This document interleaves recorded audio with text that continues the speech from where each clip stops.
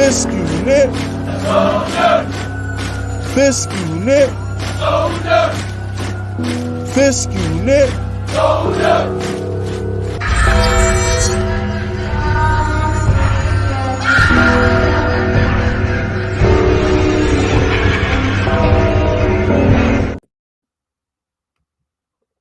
What's good, everybody? We're going to take this back from the top because that was the wrong dang on intro. Wait a freaking minute. Fisk unit. Fisk unit. Fisk unit.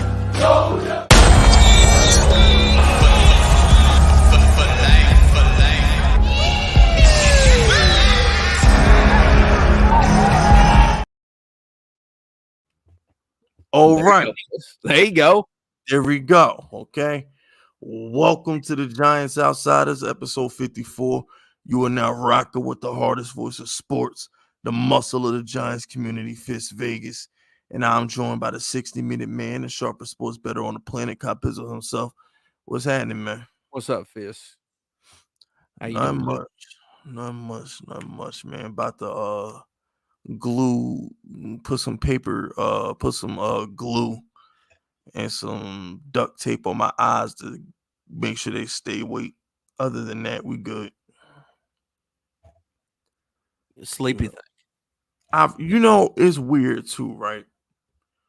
Because I'm like, so when I go to the gym, right? So I go to the gym. I probably get to the gym around 1 in the morning. I work out from like 1 to like 3:30 in the morning, right? When I get back from the gym, Pizzle, and I get out the shower, I can't go to sleep for nothing. I'm probably my most awake throughout the day when I get back from the gym. And then the minute I get in my car to get ready to do what I got to do, I'm dead. I can't keep my eyes open for shit. That actually happened to me last night. I played some basketball. Was right after I got done, I was, gassed up, ready to, just alert. And then and then it wasn't a couple hours later, I crashed hard, like real hard. I think when you get older, that shit happens to you. Yeah, I'm starting to agree. Us being in our 30s, it ain't sweet out here no more. No, we only got like a little bit of gas in the tank. Yeah, like you know how they say. Don't get me wrong, though. I'm still a 60-minute man. Oh no. We ain't lacking in that department. Now we in our best years in that department, but it's the normal stuff that we can't do no more. Than just like when we was 25, 26, we ain't even have to think about. So I got to stretch now. What you said? We got to stretch. Oh, definitely. Yeah. I be stretching it out before I go to the gym. I got a because I started doing my cardio like a month ago. So in order for me to run on a treadmill, I literally do got to stretch for like 15 minutes. Or I will pull some. Can't get out. You think it's corny when like somebody posts like I was thinking about posting like shooting, just shooting around, like, shooting basketball or whatever. You think it's corny like when people post that shit on like YouTube? No. Or you think it's like, hey, like, look, I got a little bit of game. But you think it's like, what's this dude? What's this dude doing? No, because you have swagger, Pizzle, so you could get away with it. It all depends on the person doing it. If the person doing it is a cornball, then it's going to be corny. If the person doing it got some swagger, then it's going to be lit. It's all person dependent. Okay. I know I got because I'm only 34. The sexiest man alive is normally between 38 and 42 years old. Yeah, because like you start getting a little like salt and pepper in your hair. Oh no, I ain't got that yet. Oh no, I'm good. No, we ain't got that yet. Nah, ain't no salt and pepper yet. But when I do get the salt and pepper, I told myself I'm just gonna shave everything. I'm just gonna do the Stone Cold Goldberg look. I've already got a game plan for that. The minute I start getting the salt and pepper, I'm shaving everything. Everything getting shaved. The minute I get the salt and pepper, and I'm gonna be a sexy ass bald dude. And I'm good. Because I Mm. need to look Well, mean. I was gonna say like the good thing about us. I don't know.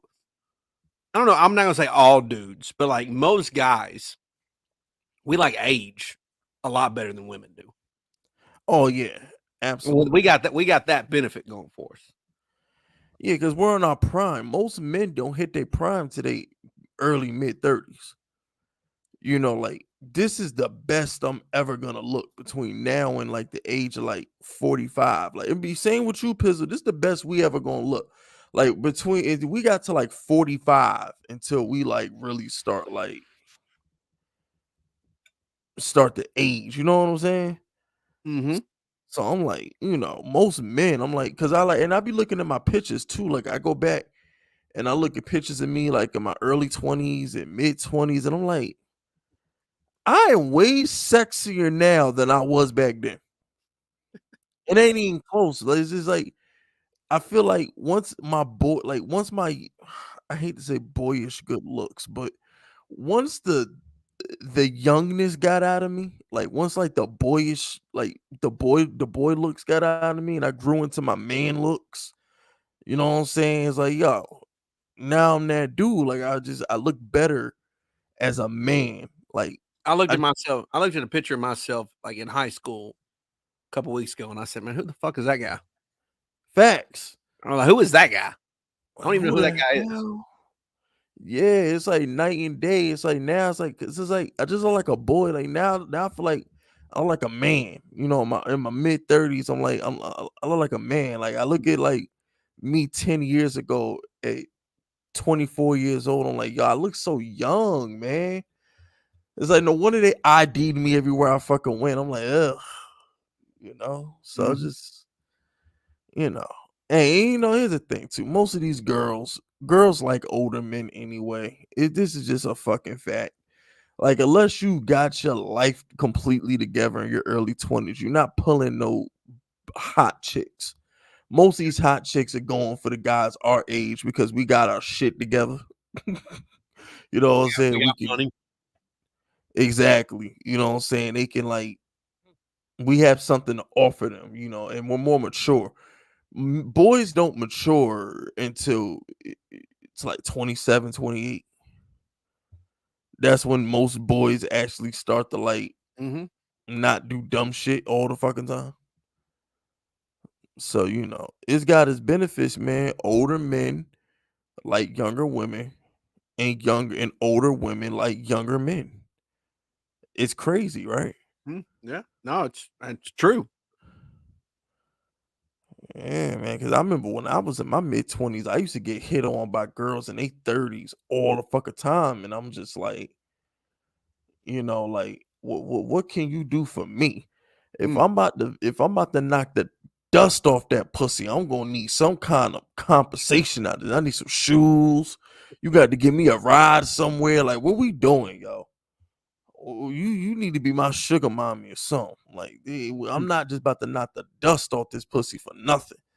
No, I'm saying I need some new Air Forces.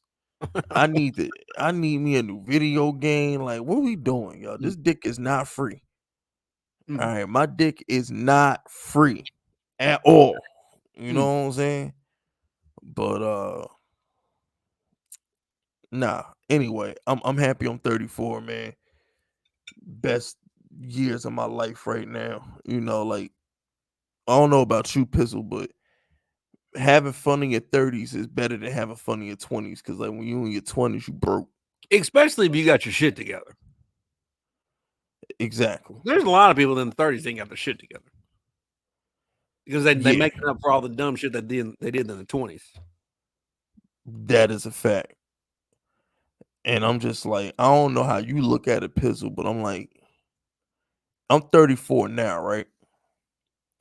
I'm thinking to myself, I got another 35, 40 years left before God come knocking on my door. And I'm like, these are gonna be good years because like I'm good. Like my life is together. You know, like if you if you're in your early 30s and your life ain't together and you know, that sucks. Well, Because I'm to what sucks about life is that when you're young, you're more most of the time you're broke, right? So you have youth on your side, and you don't have any knowledge, right?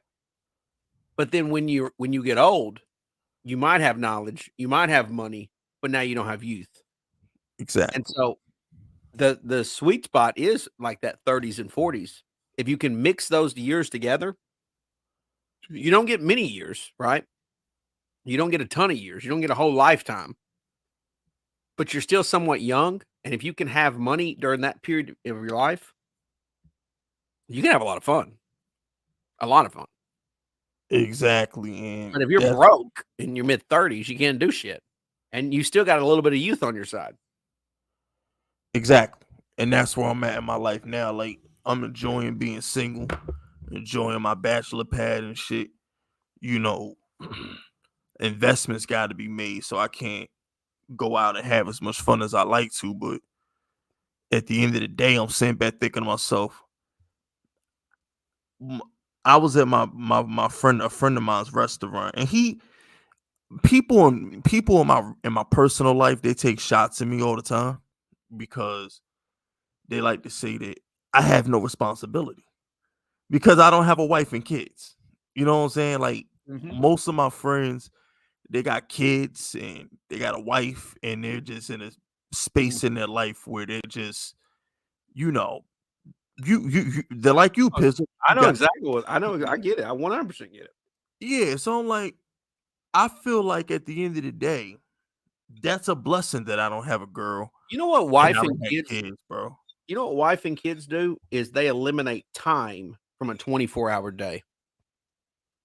The days go by so faster when you have wife and kids. It's like it's just they zip by because you're so constantly busy with whatever shit's going on that it's almost like there's not enough hours in the day to do whatever the stuff you got to do or you want to do. They just Word. take time away. Like they eliminate time. And it's like it's morning time, then all of a sudden it's nighttime. And you're like, where the hell did the day go? Whereas, like, if Sheesh. you don't have that, maybe time moves a little slower. And that's the thing. Like, I can, like, if I want to pick up and go to Vegas, I can go. I don't have to worry about the kids. I don't got to run it over with my girl. Nothing. If I want to go to Miami to see the Dolphins play like I did when the Giants were there, I could just get up and go. I kind of enjoy having no responsibility. You feel me? You know, I kind of enjoy it. Now, as I say this, you know, the most beautiful girl in the world might walk across me tomorrow and fuck it all up. But Mhm. as of right now, I'm enjoying the fact that I'm single and I don't have any responsibilities because most people my age, they don't have that luxury. You know, they got families or, you know, they're not in a good space. So, you know, one of these days, Pizzle, I'm gonna stop working as hard and I'm gonna have some fun and enjoy the bit of youth I have left. But right now, man, I gotta get this shit popping. I'm working on things, man. I'm working on things. This is what like sucks about for me the Giants being bad at this part of my life because like I'm relatively I'm still like look I'm not young right but I'm not 36, right? no I just turned 38 a couple weeks ago. Oh, damn, you OG, triple OG. I know, but see I'm still a part of the 30 club. Damn, you got me about 4 years, Yeah, Pizzle. Shit. I'm still part of the 30 club. I'm not I didn't 40. know you had me about 4 years. Yeah, I know. It's hard to believe that I am, but anyways, but here's the thing about it, Fizz, is that all of my 30s, except 1 year, pretty much, unless you want to count 2016, the Giants have been bad. All of my 30s, the Giants have pretty much been a bad football team. And like, here's what sucks about it, Fizz. Here's what sucks. I'll never get that back.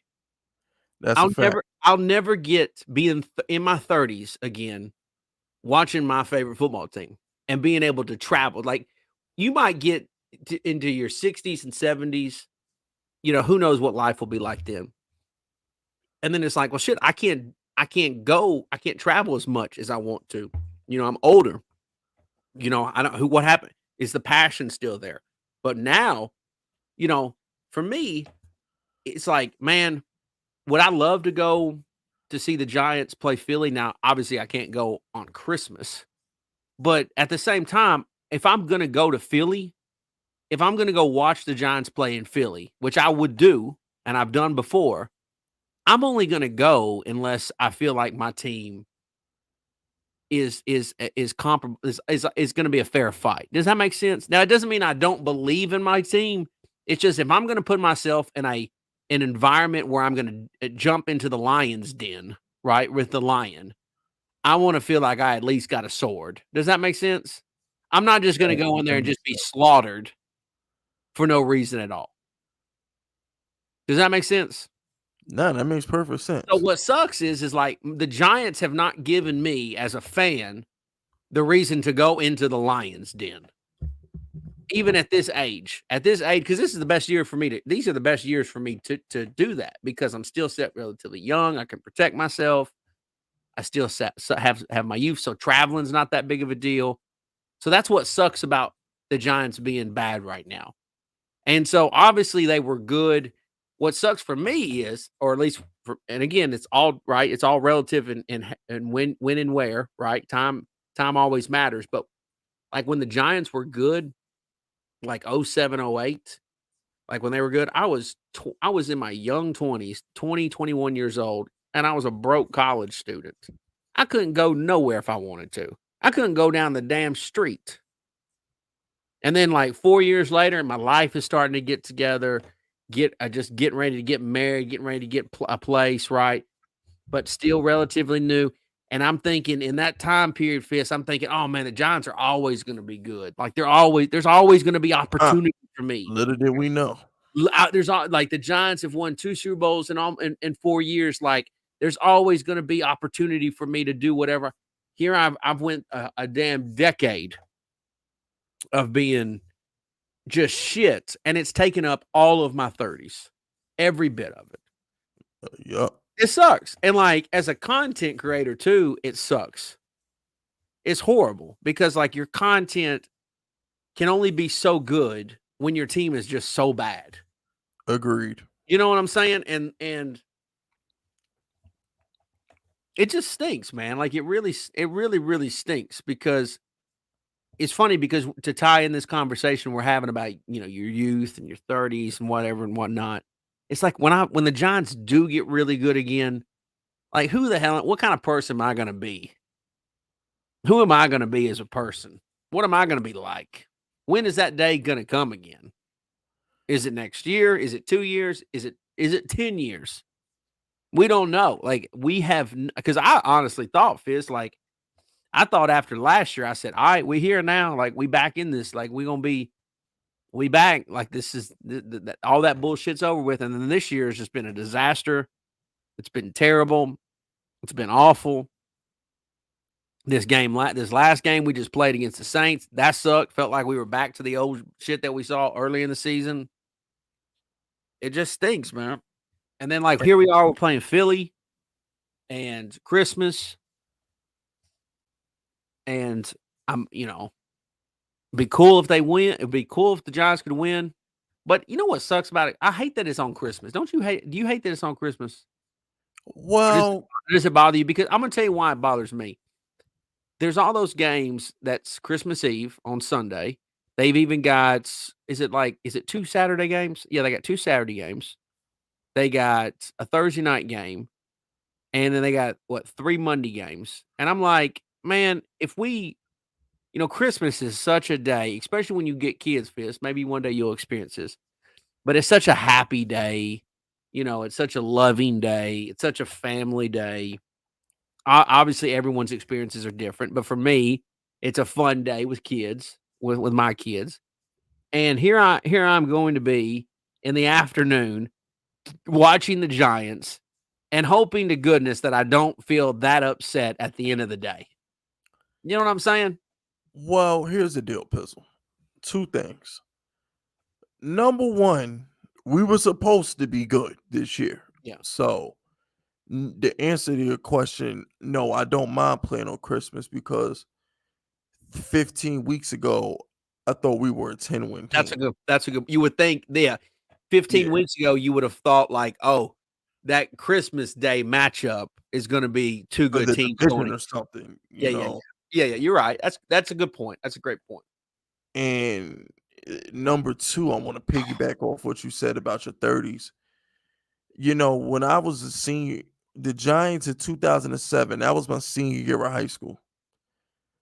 So we won the Super Bowl. I was a senior. I remember being in my room and, watching the Super Bowl and then walking around the block after we won and just pure joy. Like, oh my gosh, my team won a Super Bowl, right? I'm 18. 2007, I'm 18. We won the Super Bowl, right? 2011, I'm 21. And, you know, I didn't enjoy that Super Bowl as much because I just lost my apartment. I got fired from a job, got kicked out of college, and I was getting ready, and I was on my mother's couch actually. I was living on my mom's couch during that Super Bowl, and I remember, I 2 days later, I was actually moving to Miami with my dad.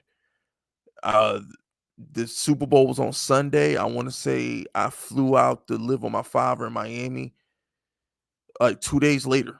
So I didn't really enjoy the second Super Bowl as Mhm. much. That was also my rookie year sports betting, and I want to say I bet on the Patriots to beat us in that damn game. But but I didn't really. Of course, I'm gonna enjoy it. Like I don't think I've ever been that amped for a play because here's the thing, Pizzle. I didn't see the Tyree play because I was so superstitious when I was in high school that the Giants were moving the ball when I wasn't looking at the TV. So I kind of had my eyes closed, like I was looking down, and I heard my stepfather all the way in the living room yelling and screaming, and I looked up and I saw the replay. I'm like, what the you know what I'm saying? So I actually didn't see the Tyree play live because I was superstitious. I was trying not to watch the game because I was like, I feel like if I watched this, something bad was gonna happen. But I didn't see the Tyree play live. But that Manningham throw, when Eli threw that shit to Manningham, I was like, oh shit. I was like, that's my quarterback. I was in love with Eli back then, pause. But I said all that to say this, Pizzle. As an 18-year-old child, as an 18-year-old kid, and as a 21-year-old kid, I hate to say this because I'm sure there's a lot of our fans in the chat right now who are probably in their early 20s, and this is going to be disrespectful to y'all, but I was too young to appreciate it. I No, wasn't. I agree. I this is what I'm saying is that it is so funny how time works Yes. in return in regards to your fandom of teams, because it's like this is why I honestly, Fist, I think that there's a lot of it's a weird dynamic right now with Giant fans in general because the reason I say that is because I'm a Giants fan that dates back to 1990. And so I experienced a lot of the 90s. And Fist, like seriously, there was a time period in my life when I had already accepted the fact that the Giants were never going to go to the Super Bowl. Like I just accepted that was just going to happen. And that's now Fist, in saying that, I was an ignorant young child is what I was. I mean, I was just ignorant, right? I mean, of course, they were going to eventually go to the Super, but I just was like, I don't care. That's my favorite team. Blah blah blah, whatever. So, but the case may be when they went to the Super Bowl in 2000, when they played against the Ravens and they got smoked. It was like, oh, so that's how that feels. Like, oh, that's cool. Like to have that feeling again of I seeing don't them. remember that. Well, see, I do. I didn't start rooting to the Giants until till 8th grade. That Yeah, would well, have see, been I was Eli in. rookie year. So it's funny you say that because I was in I was freshman year of high. So I just got out of middle school when the Giants went to Super Bowl 35 against the Ravens. So I was kind of relatively close to that age that you're talking about there. So, but the fact is like I had experienced a lot of down years in the 90s. Now, it wasn't terrible, but it wasn't great. And so when they did get to the Super Bowl, and then obviously when they went to the Super Bowl to play the Patriots in 42, it was like, to me, there was an appreciation. I think I went through a lot of years of just mediocrity and just being accepting of that, to the point that when they did reach something great, I was appreciative of it. And I'm not so sure that a lot of fans in today's time period, I think they're going through a very low period. We're obviously going through a low period time in Giants football, and that we have to get through that. And that there's this younger fan base, they have to get to the point of being able to appreciate good football when we get it. Like, you know what I'm saying? Like, it's just, to me, it all kind of blends in together. But I know I'm having a hard time explaining this, but the point I'm trying to make is that we're all, even though we're all fans, we all get to be a fan at a certain different period of time, which means we all have different experiences, even though we are the same. Does that make sense? We're all, yeah. So like you're in a box, like we're all grouped in a box in that we're Giant fans, but the reality is we're also individuals that think differently because we're all at different starting points. All of us are at different starting points of our fandom. And so I can't, the more and more I realize this, and the more and more I've thought about this, because I have fought the idea of, I think Giant fans should think like I think, because I think I'm the quintessential of meaning of a Giants fan. Now they may disagree with that, but the reason why they wouldn't see my side is because they don't have the starting point that I have. They can't remember the good times. Well, but what I'm saying is I don't have their starting point either. So they're of course going to be different. Like they're going to experience a different. They're going to look at the Giants. It's like looking at the world, Fist. Like you may talk to a person and be like, I think the world's the greatest. Like I love the world. I love everything about the world. But then I talk to a different person. They say, I hate the world. I hate everything about what's in this world. And it's like people look at the world differently through each set of eyes, right? It's they're walking through it. The same thing comes with fanhood. We're all experiencing our fanhood differently because of basically, I feel like, our starting points. And so if you just started being a Giants fan, or you really got into the thick of it, right? The thick of being a Giants fan, let's say dating back to like 2017, right? Maybe you're I don't know, Fizz. I mean, shit. I don't even know where a good starting point would be. But let's say you got don't have one. Anything post 2011, there is no good starting point. Well, that's what I'm saying. What if you were like a 10-year-old and you experienced, 2011 Super Bowl, you experienced that, and then you have now everything after that, and let's see, that would put you 12, 13 years later, you're 23, 20, you're 22, 23, 24. Now everything after that has just been torment. But your starting point was Super Bowl. Your starting point was the pinnacle.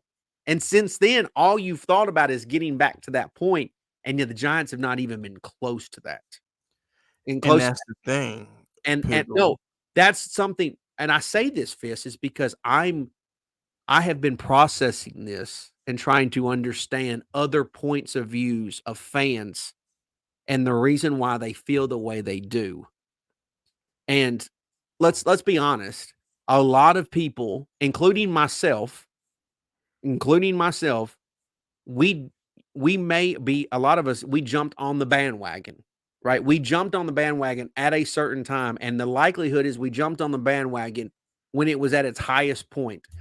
I tell everybody that the Super Bowl 25 team of the Giants, was the team that intoxicated me to the point of being a lifelong fan. Now, this dates back to the late 80s, early 90s. But the fact is Fisk, when I was a kid, people talked about like, oh, Ken Griffey Jr. is my dude, or Michael Jordan is my favorite athlete. Excuse me. They named all these athletes. When people asked me what my favorite athlete was, it was Lawrence Taylor. I loved Lawrence Taylor. Lawrence Taylor was my dude that I brought to the conversation of like, oh no, the GOAT of athletes is Lawrence Taylor. Like, that's what I said. And so that was what instilled in me at an early age of being a Giants fan. But that was my viewpoint of what Giants football was like Lawrence Taylor. That was it for me. And so I'm still, in a lot of ways, I have those like rose-colored glasses of like what Giants football is. But guess what? Other people may not view that through the same lens. And so this has been a process for me of learning and trying to learn how other people look at Giants football. You know, and to me, it's I've tried to drop my guard. Like, you know what I'm saying? Like, try to open the door and let other people's opinions in. For example, this quarterback debate, right, of Daniel Jones and other possibilities. And I think about that. I think about like, okay, my opinion is going to be what I think it is, and I have my opinion. And at the same time, I honestly think that a lot of people's opinion of the quarterback thing is because that's the way that they're so enamored by the fact of they think that that's going to be what gets the Giants back to where they want to feel as a fan, right? I don't know if it's honestly the best fix, because when I look at this past game, Tommy DeVito obviously is not doing anything to give the Giants this exceptional chance to win. Not that he did anything wrong, but like, obviously to me, the offensive line is just not good. Like, they're just not a good team at all. I mean, not team. They're just not a good unit at all. So to me, I feel like the best plan of attack is to try to improve the offensive line, or at least continue it. Other people's plan of attack is let's go get a quarterback. Let's go get something different in that position. Which, look, if you think, let's just throw out a name like Jayden Daniels. If you think Jayden Daniels is the perfect fit for the Giants, I can't sit here and question that, because I can't see how you view the team. Because you view the team, your the way you look at the team doesn't just date back to this year. It dates back to however long you've been rooting for the team, right? And so you're always going to want your kind of players, your style of football that you like to be. Can I level with you, Pizzle? Can I say something that's going to make you happy? So before I make Pizzle happy, and I'm never going to do this again, so enjoy this. What do you mean? You don't like making me happy, Fizz? With what I'm about to say, no, not in this way. Okay. First of all, I want to say, Anthony, shut the fuck up. You fucking Spanish Nick Sirianni looking motherfucker. All right, your Eagles ain't shit. I got green games just for Christmas to put you in the pack. We lighten up green games on Christmas when Tommy Two Guns DeVito puts his Italian $2,000 Italian shoe up your green ass in the link on Philly. Okay, Anthony, shut the fuck up. Stop texting my phone reckless for you get body slammed when I see you tomorrow. All right, just know that. I got put motherfuckers in their place, but if you talking spicy, like they can't get jackknife power bomb, Kevin Nash, 1997 style. Like, you know watch what? your fucking mouth, bro. You remember the Razor's Edge from Razor Ramon? Like, how he would, wouldn't that be funny? Like, no shit. Like, I thought about. It's funny you just said that, because I actually thought about like this the other day. Like, what if like you was beefing with a dude like in person or whatever, and then all of a sudden you just somehow got him in a position where you got him held up on the Razor's Edge, and he's kicking and screaming like, "What are you doing? What are you doing?" And then you just drop him on his fucking head. Like, no, see, I'm not even gonna do Anthony like that. Anthony only weigh like 200. Anthony weigh like 210 pounds. I'm a fucking jackhammer him. I'm Goldberg But this jackhammer his idea, ass. the idea of power bombing somebody for real is like so funny to me. Like that is just so it's so funny. Like instead of fighting with somebody, like if you're scrapping with some dude and like you say fuck throwing hands, I'm putting this dude in a jackknife power bomb. And to me, it's just so funny, like to see that. Like it's I hilarious. done German suplexed a couple people, Pizzle. I'm known for throwing German people suplex to me that's not as funny. I mean, it's a fact, but I'm talking about like Oh, you mean like a real like power bomb? Oh yeah. That would be hilarious. like you Yeah, that's whooping a dude, and he bends over because like you hit him in the stomach or something, and you said, "Fuck it, man, this motherfucker's going for a power bomb. I'm going for a power bomb." And you because like look, the idea of like imagine if you were in school and you power bomb somebody over a school table right now. Like it just would be hilarious. Oh yeah, that'd be hilarious. It's hilarious. Because the thing is, Pizzle, I don't have hands like that. I'm not like, see, everybody swear they can box. I know I can't box. I'm not about to Mike Tyson, Floyd Mayweather, nobody. I'm not about to sit here and pretend I can box with somebody. I'm a big dude. I'm 6'4", 280. Motherfuckers is getting slammed. So you can sit here, throw your hands. You think you're fucking Mike Tyson and Muhammad Ali. I'm gonna grab your fist. I'm gonna pull you close and I'm bear hug you. All right. I'm gonna squeeze you real motherfucking tight. I'm gonna get real intimate with your little punk ass. And when you do that little grab, that's when you getting slammed. That's when you getting slammed. So I'm gonna squeeze you. Once I hear you start gasping for air, I'm slamming you into the ground. Then I'm gonna get on top of you, MMA style. I'm gonna pummel you into a fucking oblivion. That's how this shit gonna go. I'm not about to sit here and 1-2 step box with a motherfucker I'm like that. I'm not like that with my hands. But I am a big dude. I am strong as fuck, and you will get slammed, and it will hurt 10 times worse You than like getting a punched you in the like a face. you like a big bear. Yes. And like I tell people, because look, I'm a nice guy in person. I'm not as grimy as the Fizz Vegas character is in person. Mm. I've been known, girls call me a teddy bear. You know what I'm saying? I've been known to be, my nickname may or may not be teddy bear in certain circles. But like I'm gonna tell you, Pizzle, like I tell everybody else, a teddy bear is still a bear. Mm-hmm. You know what I'm saying? Like, don't get it twisted. A teddy bear is still a bear. Yeah. You feel me? No, I got But you. like I said, it's time for me to make Pizzle happy. Okay, let me make you Make me happy. happy. What are you gonna make me happy? So, here's the thing, Pizzle. Mm-hmm. When you and I first started arguing with each other, we argued over Eli Manning, right? That is the root to our original beef. So that's how I see the team. Okay.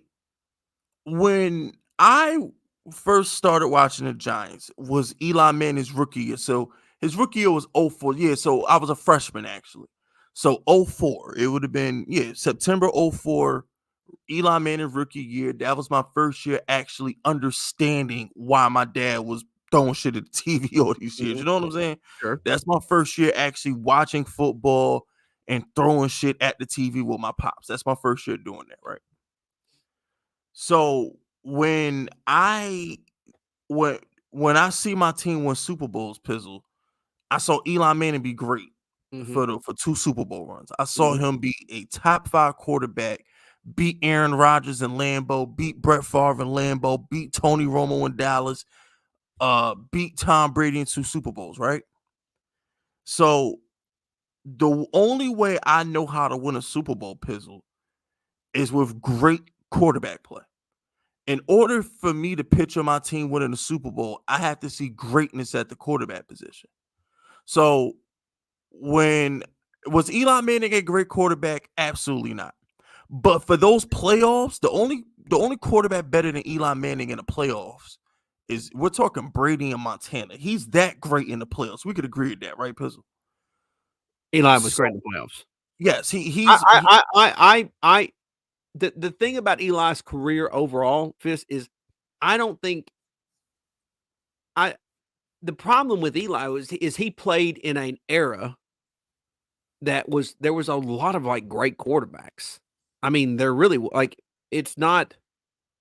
He just played in like when your brother is better than you, it's hard for anybody to view you as elite because when your brother, it's like, well, you're always going to play second fiddle to your brother. Period. You can't be you. I mean, you And know, it didn't have to be like that. you're playing against your, but you've got Brady, you've got. But when you look at like the guys that he came up in with, Ben Roethlisberger and Phillip Rivers, did you ever think that Ben or Phillip Rivers was a top 3 quarterback during their time? Well, here's the deal, Pizzle. Here's the deal. Eli Manning, if he could have been playoff Eli for 16 games, he's better than his brother. That was the problem with Eli Manning. Like Eli Manning had a top 5 quarterback in him, but he could only summon it in January. That was the problem. Because if you said who's the better quarterback, Eli at his best or Peyton at his best, I'm taking Eli. Eli at his absolute best, Pizzle, is one of the greatest quarterbacks I've ever seen. But here's what I will say though, Fizz, and this is again, I think Tom Brady is the greatest quarterback ever, but Tom Brady got to play in a very weak division most of his career. Peyton Manning got to play in a very weak division most of his career. I don't think that Eli got to play in a weak division. Here's the deal. That matters. It wasn't as weak as those divisions, Pizzle, but my gosh. Eli Manning is a 2-time Super Bowl MVP. He shouldn't be getting smacked by Kirk Cousins and freaking. There was some random losses. I agree with that. There was Like, some come really on, random. bro. I mean, he lost to Todd Collins one time. Yeah, what I'm saying with Eli is Eli should not have been losing to Tony Romo, Kirk Cousins, and whatever the fuck Philly threw out there. Eli should have had more division titles post 2011 than what he did. But to bring this back full circle, Pizzle, is that's how I see the Giants. That's how the only way I see us winning is to replicate the greatness of Eli Manning, playoff Eli. So I need the Giants to get a quarterback that can be that. That's how I see the Giants winning. I don't look at here's the thing too, right? Somebody just super chatted, we're a quarterback away and some. Like, no, we're not. You gotta understand. For those of y'all who are too young to remember this, Pizzle will remember this because he was 25 if I was 21. So Eli Manning in that second Super Bowl had the worst offensive line in the league, the 26th ranked defense, and the worst rushing attack in the league. And he still overcame, elevated, and won a Super Bowl. So everybody keeps saying that, oh, you got to have an offensive line, you got to have a run game, you got to have a defense. No, you have to have a great quarterback because 2011 Eli Manning was fucking great. And he elevated and overcame everything that was wrong with the Giants. Am I wrong, Pizzle? Both of those Giant teams, they randomly got like really hot in the playoffs. No, like, they didn't. That wasn't random. That was Eli Manning. It was when Eli got in this playoffs. It's like he locked in. Yeah, I agree with that. Like, he couldn't lock in for 16 weeks, but he could lock in January. He doesn't get he didn't. To me, a lot of fans don't give him a lot of credit for the Super Bowls. They always give the defense the credit. They're fucking haters. That defense. I know. I've always said that. Eli Manning was a demon in the playoffs, but that's why I want Jayden Daniels. That's why I want Taylor Williams. I'm searching for that. I'm searching for the next Eli Manning, the next quarterback who could go toe to toe with a Brett Favre, toe to toe with Aaron Rodgers, and Tom Brady and stuff. Look at that guy. Well, let me tell you something that I think will make you happy, or make you kind of at least giggle.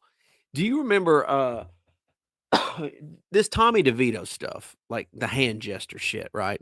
That he's doing. Like, it's fun. And one thing I took away from Sunday's game was the fact that the Saints players were doing it. Like, when they would get a sack on him, they would do it. And at first, I'm a person that loves trash talk. I love trash talk. Love it to death. So when I see that, I'm obviously like, oh, these motherfuckers, like they doing the damn Tommy DeVito, like they doing his little hand thing.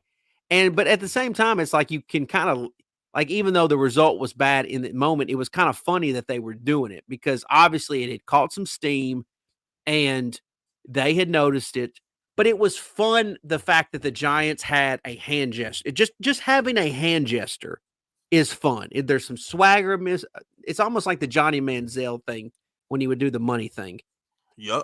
One of my favorite Giant teams, and I don't ever really talk about this on my channel, but one of my favorite Giant teams is actually the year before they won this 2007-08 Super Bowl, and it was the 06-07 team. And do you remember when they were doing the ballin' jump shot thing? Yeah, I remember that. That's Ozzy. That was Ozzy, yeah. Well, but it was Jim Jones, right? Isn't he the one that sang, isn't he the one saying ballin'? Dipset, yeah. Whatever. Well, they would get a sack and they would do a jump shot. I'm sure a lot of people in the comments will remember this, but they would, every time they would get a sack, they would do a jump shot. And then Michael Strahan would do the jump shot. OC would do the jump shot. Antonio Pierce would do the jump. Like, it was just so much fun to see them get a sack and do a jump shot. Like, it's harmless. It does, you know, but it just was funny to me. I loved it. It was like one of my favorite moments of being a Giants fan was watching the D-line or anybody get a sack and do a damn jump shot. It was just funny to me. Like, I'm into that shit, Fisk. It makes me laugh. It's funny. It's shit talking. I love it. Why can't, so this Tommy thing has kind of lit that fire back in me because we haven't really had that. Now Victor Cruz was doing the salsa dance, right? Like when he would obviously score a touchdown, he would salsa dance. So that was cool. But so anytime you've had these little moments of like, whether it's the jump shot sack or the salsa dance or this Tommy thing, it's like, man, that's something that I've missed from Giants football. It feels like for a while now. There's nothing. Yeah, it's like Tommy has shown me, DeVito has shown me that like having those type of guys or having just a hand gesture or something makes it more fun as a fan.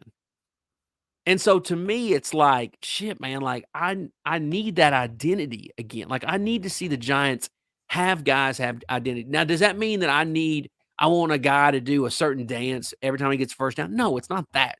But it's like, where is the identity of the team?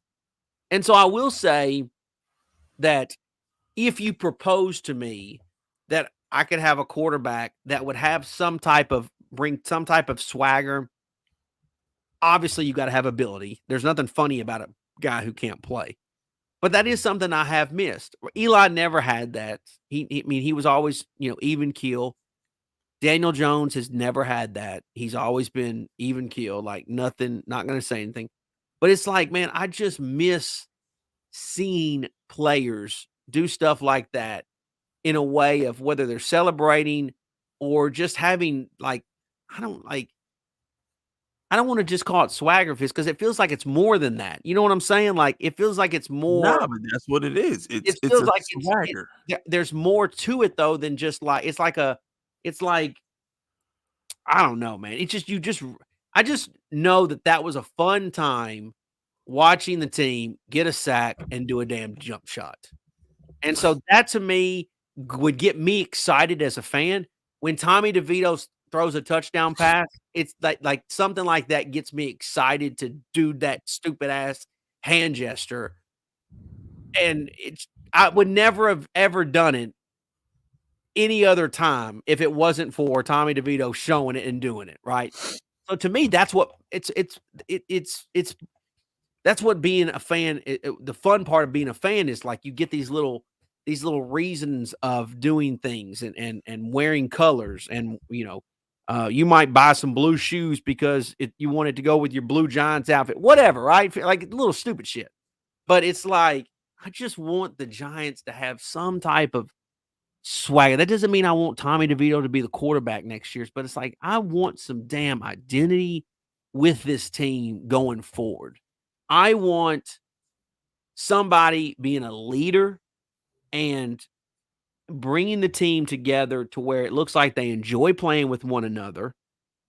Matter of fact, I think you posted didn't you post on Twitter, like, the Darren Waller, uh, clip? Didn't you repost that or something Yeah, about if him mimicking the Tommy DeVito, I made it a but that short. okay, that's a great example, Yeah, for Fish. sure. We haven't seen Darren Waller in weeks, right? He's been gone, he's been hurt. He comes back, and did you see, like, his facial expression in that interview when he was He was like, so excited about DeVito, yeah. he was so excited about playing with Tommy DeVito. He was so excited about, this hand and you kinda have to wonder, like, if Darren Waller would have scored a touchdown, what would have he had done? What would he have Oh, he done? definitely doing that, Tommy He's dude. He's definitely definitely doing it. doing that DeVito. So that's where I'm getting at is, like, just see the excitement of them having something to rally around. Like, I need that as a fan going forward. I want more of that. I want and that doesn't mean I want my quarterback to be completely full on, but it's like I want something, an identity with this team going forward. I want a damn jump shot, Fisk, when we get a sack. I want something that I can resonate with when I watch this team play football. Because I got to be honest, the last several years hasn't been any fun. And Tommy DeVito, whether future or not with this team, he has shown me a different side that I didn't realize that I really enjoyed about Giants football. Yeah, he So, gave us he gave us a reason to root for the team. And what is technically a lost season yeah, because we were 2-8. So he gave us a reason to like root for the team. But let's get to these super chats though. Yeah, shout out to I King. know I just keep ranting, but it's like shit, man. Like I'm frustrated. You know what I'm saying? Oh no, we are. We're definitely frustrated. This season was a letdown because we definitely had expectations. But shout out to Joshua Bennett. Remember, supporting Big Fish is supporting small businesses. Live reply. I can't believe I'm about to say this. As much as I would love that wild card, I need that Christmas miracle fist. Giants kicking the Eagles' teeth in on Christmas will make my fucking 22. Okay, so here's what he's talking about, Pizzle. So What'd you in say? my video, I did an Eagle video yesterday, and my fist unit question of the day was: would you rather have a wild card spot, or would you rather beat the Eagles on Christmas? What would you rather have? And I would rather beat the Eagles on Christmas than go to the playoffs, to be honest with you. If you say you can go to the playoffs, we will be the 7th seed, so we'd be traveling Is to that every Philly. year? Is that every year, or is that just No, like just this this season? season. Just this season in Well, particular. I'm gonna say this. I don't look. I'm a huge Giants fan. I don't see how the Giants could win a Super Bowl this year, but it would be really funny for them to beat the Eagles. Oh yeah, on Christmas, if we beat this That to Eagles me would be on hilarious. Christmas, we will kill the we'll Pizzle, I'm telling you, we'll kill the season. If they No, can't beat us, Fisk, I 100% believe that. I believe that I know the Eagles are on a skid right now, but I believe that if the Giants beat the Eagles, it would completely derail the Eagles' full season. they'll never recover from They'll it. never recover. I 100% believe that. Because I'm they're 100% banking on just being able to blow us the fuck out. Yep. They don't want to just beat us on Christmas. They want to blow us the fuck out. They want to get their confidence They're tr back. They wanna get right. They They want to think that get this is right a on get us. right game, yes. And I did a video today bigging up Brian Dable. He better validate that video with a good showing versus the Eagles. I'm not expecting a win, but he's got to validate all the good things I said about him by just keeping us competitive. As Fisk, long as you if but we you can keep it within a touchdown, I'll be happy. But the thing about football is sometimes teams can actually expose and give the blueprint of how to beat a team. Like, you kinda have to wonder, like, did Buffalo just expose the Cowboys this past week? Because they beat the piss out of them. So, would teams use that tape going forward to knock out the Cowboys, for example, in the playoffs? So, as a fan, you sit here and think, well, like, it's meaningless to root for my team to win. But what if your team, even in a bad season, could deliver the blueprint on how to beat the Eagles and showcase it to the point where they can't win a Super Bowl. Oh, that'd be lovely. That'd be lovely. I don't want. Look, the last thing I ever want is the Cowboys or Eagles to win a Super Bowl. Agreed. Shout out to Joshua Bennett. He says, Fisk, even if we draft a quarterback, I still think DJ Devito will start under the reasoning of he is a rookie quarterback who's not developed within the program. I would agree with that. But the thing is with Daniel Jones is we don't know when he's coming back. And you have to understand, Daniel Jones can rush, and Pizzle knows this too. It doesn't matter how much Daniel Jones rushes, the Giants still have to clear him. So, yeah, Daniel Jones can say, I'm going to be ready about training camp or all this other shit, but will the Giants doctors clear you to play? Remember, Kyler Murray was ready to play for 3 weeks before the Cardinals actually let his ass play. Remember that.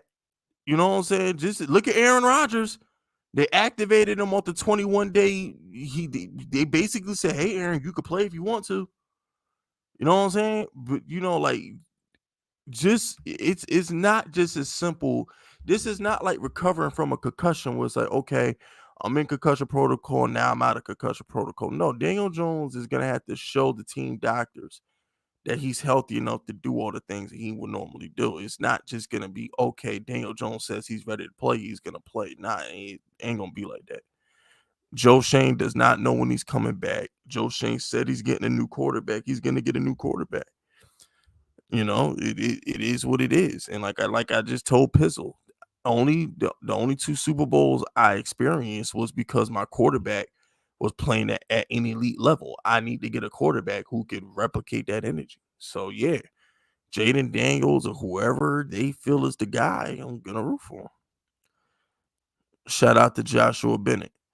Evidence: Aaron Rodgers and Jordan Love. Mic drop.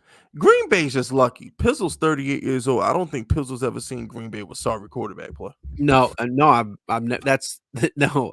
Green Bay is one of the few teams. I have to think about this for a second. I don't. No, you're. I've never seen them. Green Bay has never had bad quarterback play. Yep, it went from Favre to Rodgers to now Love. Yep, and that's disgusting. Like the Colts were kind of on that path where they had Manning to Luck, and it's kind of obviously fell apart. I'm trying to think if there's any other teams. Nope, there's no other team because I don't think there's any other teams other than Green Bay. Green Bay is the only one that got the 3-man dynasty. We've seen 2-man dynasties like Montana to Young. We've seen that, you know what I'm saying? But we've never seen like 3 times. Like well, it's not only just 3 times, it's the longevity. You're talking about going on almost 40 years of competent quarterback play. Yeah, we've never seen Rodgers and Favre and now Jordan Love. Because if you look at it, the Patriots got stuck with Mac Jones. Even though Daniel Jones won us a playoff game, we're moving on from him. So it's like we're not going to get 15 years. I don't think there's any other organization. There's nobody else that can say it. Nope. Nobody else can say this shit. This shit is legendary. Like it really is. Like if you're a Packer fan, you're spoiled. But then again, Pizzle, I also tell people like if you're a Packer fan, you're probably one of the most tormented franchises in the league, though. Because that's like how many MVPs did Favre get? 3, right? I'm not sure. But Rodgers isn't like Rodgers is 4. Yeah, but Rodgers is a weird case because he only has 1 Super Bowl. That's my point. Him and Favre only got 1 Super Bowl. So it's like you got 7 MVPs between Favre and Rodgers, but 2 Super Bowls. You would think if you have 2 first ballot Hall of Fame quarterbacks who both gave you 15 years, you think you get more than 2 Super Bowls. Right or wrong. You would think that Rodgers and Favre will both get at least 2, maybe 100%. So in a weird way, Rodgers, you would think he would have multiple. He has multiple Super Bowls. You would think, but he doesn't. He has 1. Yeah. So in a weird way, you could say, even though they've been blessed with quarterback play, there a lot of bad losses at that time frame. Yeah. Like you would think they would have more rings. Yup. You would think they would be the most They should prestigious. be one of the most decorated teams Yeah. in the league, but they're No, not. you would think so. Yeah. Shout out to Joshua Bennett. Question for both.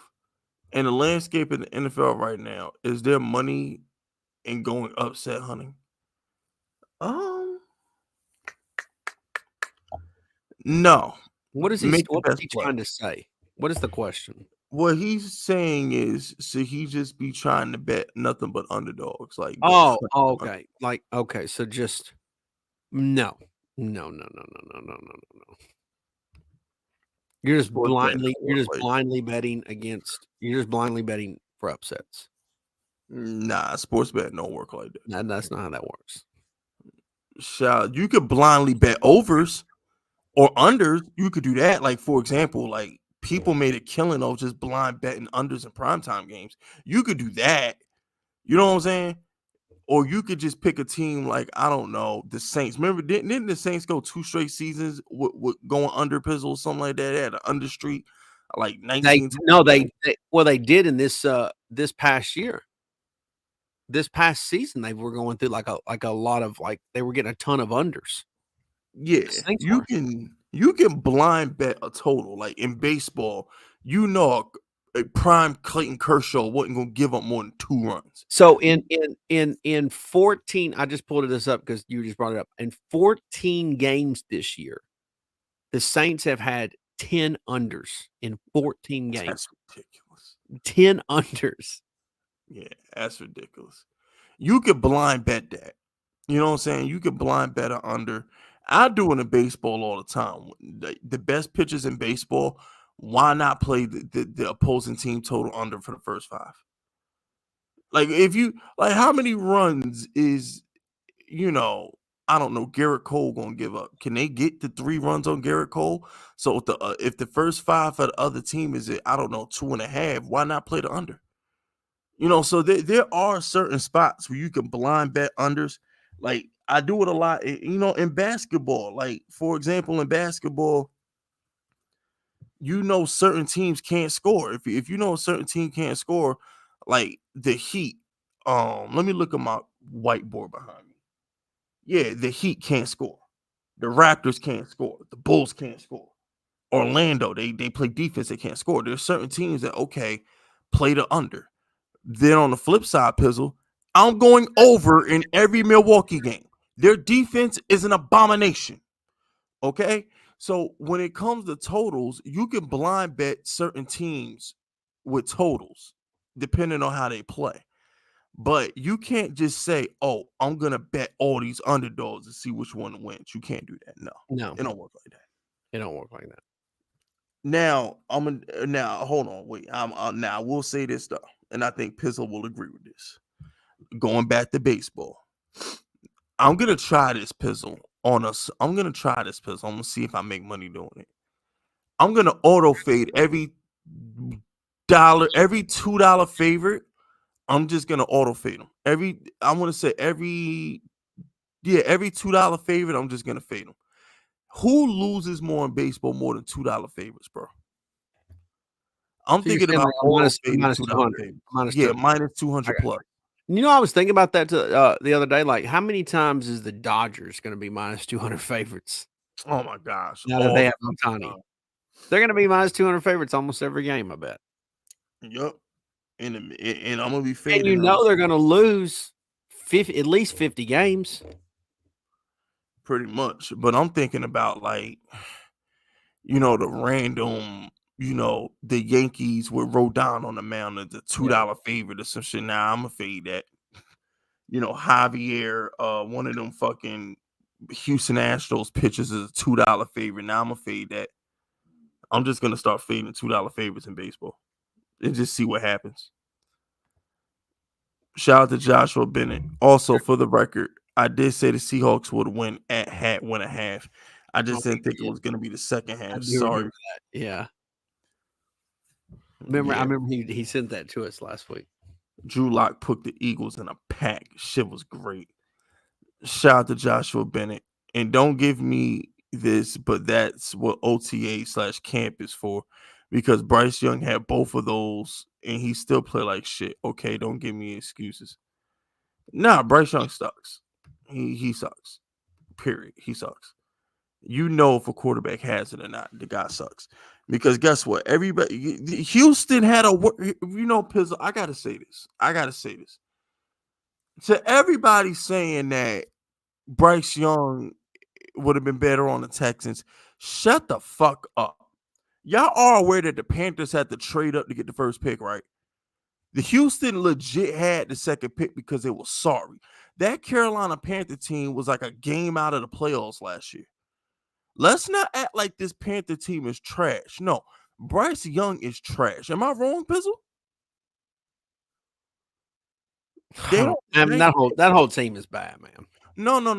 That team is bad. Bryce Young is bad. That defense. I don't think Bryce Young's been very good this year. I agree with that. Jeremy Chin, Brian Burns. No, that defense in Carolina is still legit.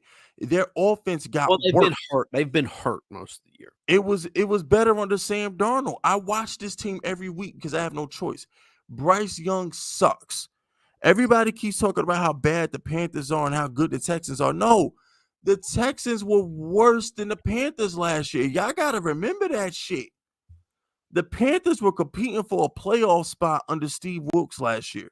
Let's not act like the Panthers didn't win like their last 5 of the last 6 games last year. Like, the fact that people think the Panthers suck and the Texans are good is not true. The Texans got a quarterback that elevated the team and the Panthers didn't. Call that shit what it is, man. Like, the Panthers were the 9th pick in the draft and had to trade up to get number 1. The Texans were legit the 2nd worst team in the league. They legit were the number 2 pick. Like, people act like that. That shit just annoys me, yo. Bryce Young just fucking sucks. Y'all don't watch him throw these balls into the dirt 5 times a game like I do. That's the problem. Y'all just say, oh, Bryce Young ain't got no receivers. Bryce Young ain't got no receivers. No, that motherfucker be throwing balls into the dirt with a clean pocket regularly. I watch that shit. He's horrible. But shout out to Joshua. Question for both again. Would you ever have 5 quality bets down or 50 quantity? What? 5 quality. Would you bet like just 5 games, or would you bet like 50 games? Like, is quantity over quality a better thing? And my answer to that is, I'm a low volume guy. I'd rather have low volume, high dollar than high volume and low dollar bets. And I would be high quality. I'm a very, like, I'm picking a couple of games.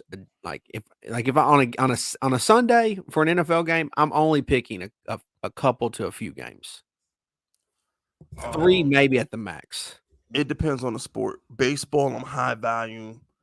Basketball, I'm in the middle. And football, I'm low volume. It all depends on the sport for me. But baseball, high volume.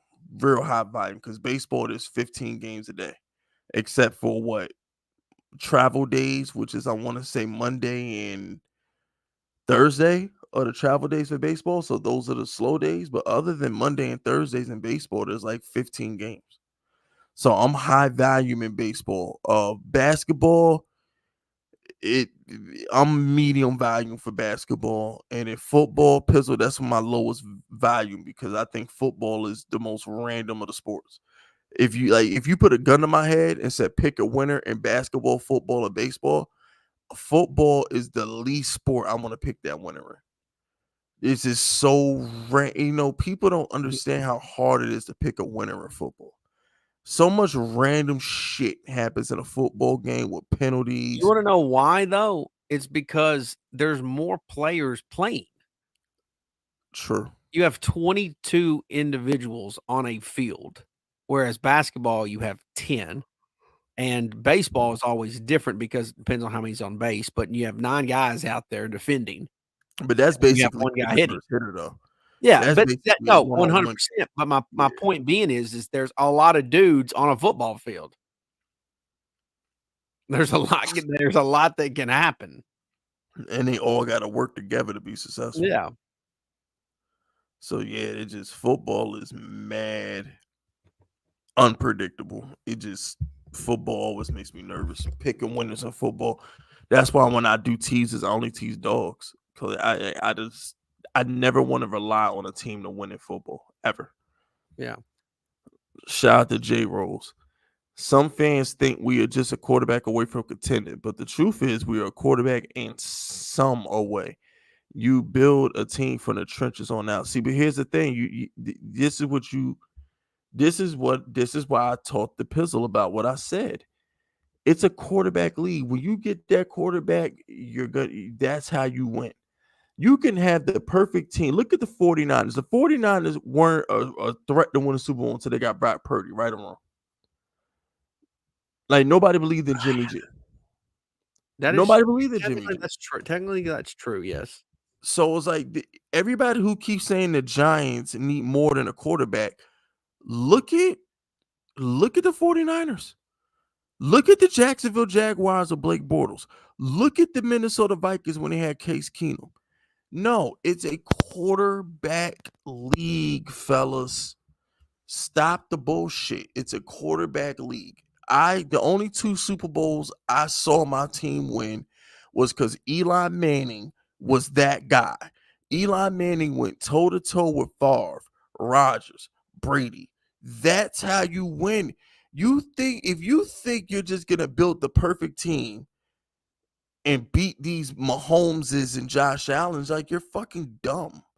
No, in order to beat Brock Purdy and Jalen Hurts and Dak Prescott, you're going to need a dog at quarterback. It's not going to be because the offensive line is good, the defensive line is good. No, it's going to be because my quarterback went out there and matched score for score with the other guy. That's just how this shit goes. Like, I'm so sick and fucking tired of everybody trying to build the perfect team. You can't build the perfect team in the salary cap sport, motherfucker. It's never going to happen. You're going to have to rob Peter to pay Paul eventually. You're always going to bitch about something on your fucking team. Guess what? If the Giants had 5 great offensive linemen, we couldn't afford to pay them all. Duh. The fuck is wrong with y'all? Like, I'm so sick and fucking tired of everybody trying to build the perfect team. No, you get the quarterback and let him overcome whatever's wrong with the team. That's what Daniel Jones got $40 million to do. Daniel Jones got $40 million to be the deodorant for whatever was wrong with the team, but he couldn't do that. Period. Everybody talks shit about the Eagles. They're still 10-4. You don't know that shit about, huh?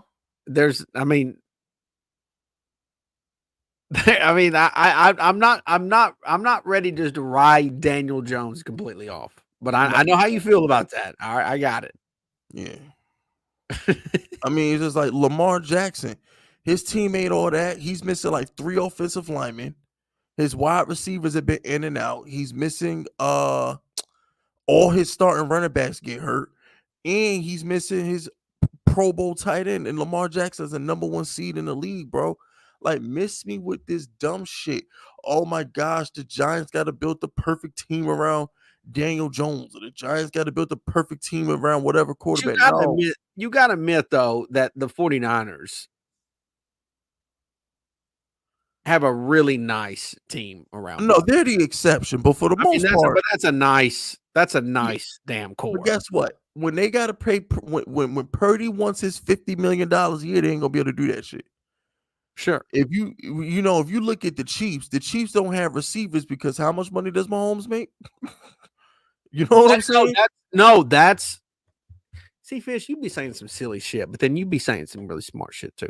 That's a good thing. Is that you're exactly right. If you're gonna have Mahomes and you're gonna get Mahomes, then you're probably gonna get some trash ass receivers.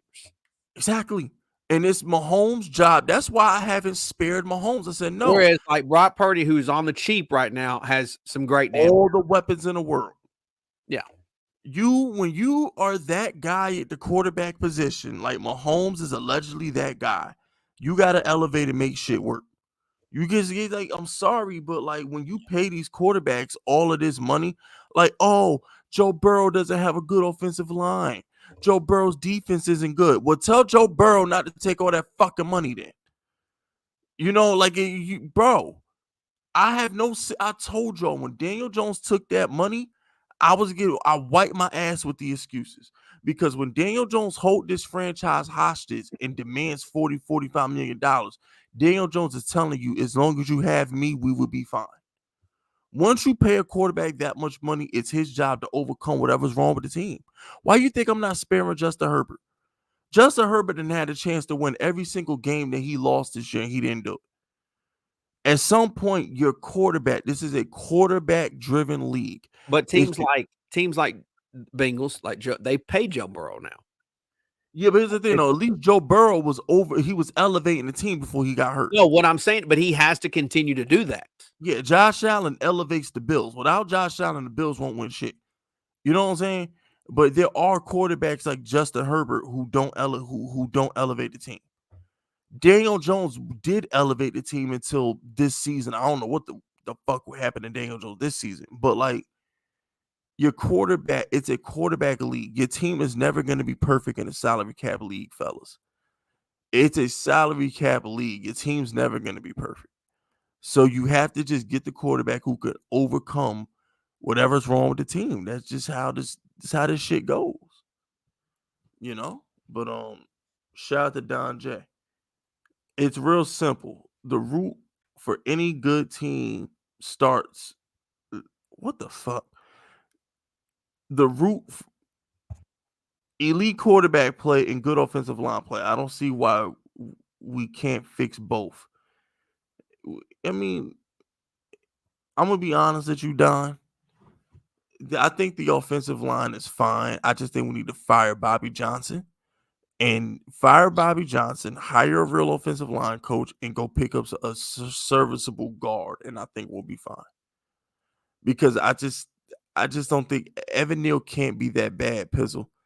Dude was like the best tackle on the planet in Alabama. Like at some point, we watched Tyrese Phillips go to the Eagles, and now he can block.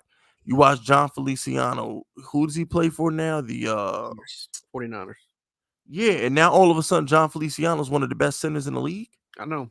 Nah, bro. Our offensive line coach is fucking trash, Pizzle. He gotta go. How come every fucking lineman lead the Giants and go be good other places, Pizzle? I don't know, man. Come on, bro. Now It's offensive frustrating. line. It's very frustrating because he sucks. Bobby Johnson fucking sucks and needs to be fired. Shout out to Anthony. Kyle Pizzle, where you from? You have a strong accent. Tennessee. Saxon, it does wonders for me. Yeah, shout out to Tennessee. Shout out to Latin 08. What up, fellas? Eagles must lose. The only thing I want for Christmas is the Eagles wings and also to trade for number one receiver. We're not trading for number. Bro, there's like 10 Pro Bowl receivers and hitting free agency. We're not drafting or trading for a receiver. We're going to go shot for Mike Evans, shot for Calvin Ridley, shot for Michael Pittman Jr. There's mad receivers hitting the free agent market. I'm going to tell you who's hitting that's going to be hard is T. Higgins. T. Higgins is another one. I mean, receivers. I mean, that dude, I don't know if you saw the Saturday game last Saturday against the Vikings. Catch he made on Saturday, I saw it. Dude, he was making multiple catches like that. He was balling. They didn't have Chase, and he was just out there carrying that offense. Yeah, and that's my point. Like, why go draft a receiver? He's going to warrant a lot of cash. And we got it to spend. We got like 50 million cap space, so we got it. Shout out to Boxing Star Bruce. FYK for your I think fuck what's the why, but it's fuck something kill. Oh, fuck. It should be fuck Mary Kill. I'm gonna assume he wants to say fuck Mary Kill. I'm going to fuck Alexis No, I'm gonna fuck Beyonce, kill Alexis Texas, and marry Sasha Banks.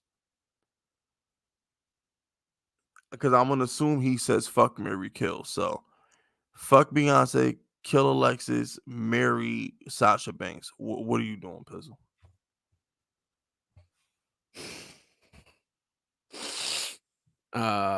Probably kill Alexa Texas. Yeah. I'm Agreed. probably fucking Sasha and marrying Beyonce.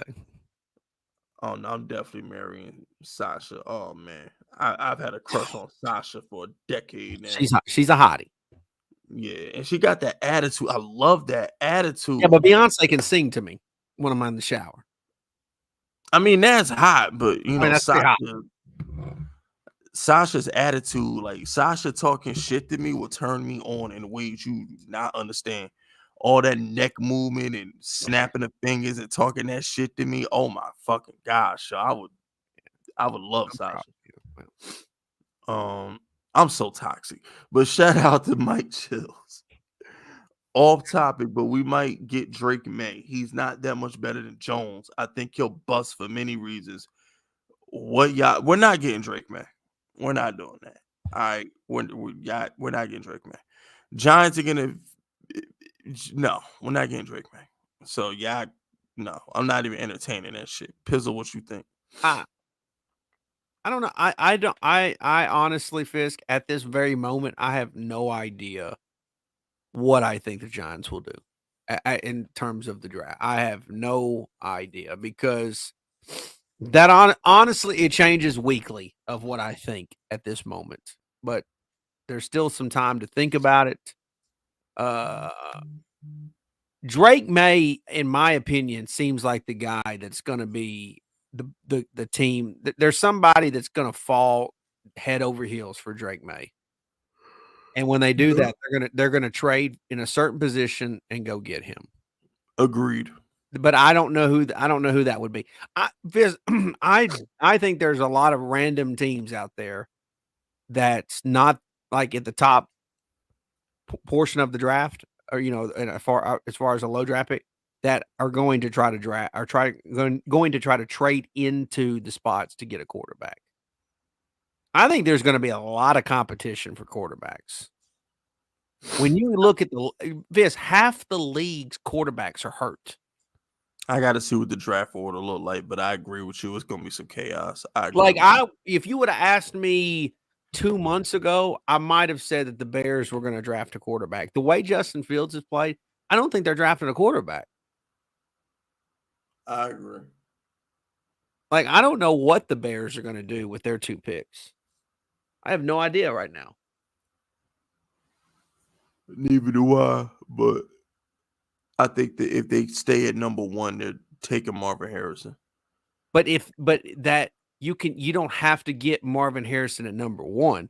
What I'm saying is if their other draft pick is in the top 5, they're going to have so much power with the number 1 pick to do whatever they want to do with it and get more.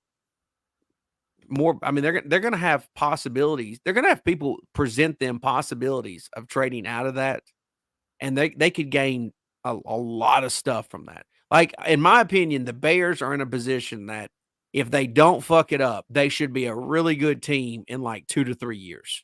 Like, a really good team. Agreed. Just depends on what they do with it. I agree with that. Shout out to Jamil. What quarterback can overcome getting sacked 80 times, bro? Can I just say this about Jamil? I don't think I ever have seen anybody wear Portland Trailblazers gear. Yeah, that's wild.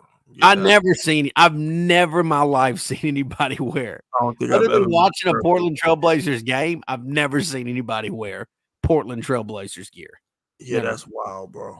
I don't think I've ever met an actual Trailblazer fan. That's I know, right? I've never have. That shit's crazy. Shout out to Mike Chills. Tommy Cutlass is the 5th on sack quarterback this year. Listen, fellas, I don't give a damn. Daniel Jones was supposed to elevate. Tommy DeVito, whatever. But when you pay a guy $40 million, he better fucking learn how to switch protections up or something. Time to go on to our bets of the week. Pizzle, what you got? You be talking just crazy sometimes. You know that? I'll be speaking. Which I like it. I think it's funny. So, don't take it personal. Okay, first and foremost, Fizz. I didn't win. My pick last week lost. That was my bad. Picked the Jags. It lost. But we did say we did say that the Giants probably were in a really bad spot against New Yep. Orleans, right? I think, fast forward to this week, I think it's a little bit crazy that the Giants are getting 12 points against the Eagles. I think that the Giants are a good bet on Monday to cover the points. Now, that does not mean that I'm calling a win, but I think that they can cover the 12 points. I do believe that. I think that's a lot of points. The Eagles are not right now. Not that the Giants have been right all year, but the Eagles aren't right. And in my opinion, they're going to cover that game. So give me the Giants plus 12 to get the job done. Bonus pick. I'm also going to take the Titans plus 2.5 against the Seahawks. I think that's a really nice play on Sunday. Best of luck to you guys. I like it. I was gonna go with the Giants, but I don't got the balls. So I'm gonna keep it simple. I'm gonna let my nuts hang. I'm going to go with the Cowboys over the Dolphins. Damn. Yeah, because the Dolphins defense, they don't beat good teams. Like Tua and Daniels, they don't play good teams, bro. Like whenever they see a good team, they fold. And with Dallas getting their doors blown off last week, they'll be motivated. It's just a great spot for the Cowboys. So, I'll go ahead and take America's. No, they're not America's team. I'm too sleepy to shit on them right now, but fuck them. But we want Cowboys. Anything else you want to add to this show, Pizzle? No, I'm good. I just want to appreciate everybody tuning in. I want to wish everybody a Merry Christmas.